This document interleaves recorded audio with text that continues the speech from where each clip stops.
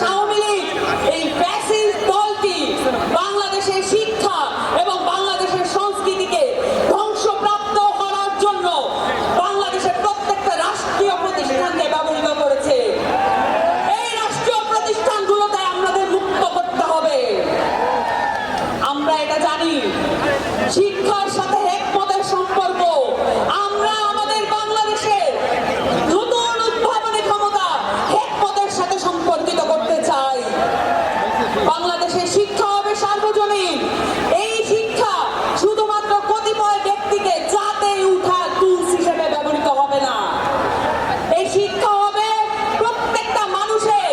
ওই পথশিশুর বাবা, যে পথশিশু এই অভ্যুত্থানে নিজের প্রাণ দিয়ে দিয়েছে। আমরা সকলের জন্য সার্বজনীন শিক্ষা ব্যবস্থা আনবো, এই প্রতিজ্ঞা আপনাদের সামনে করছি এবং সেই সাথে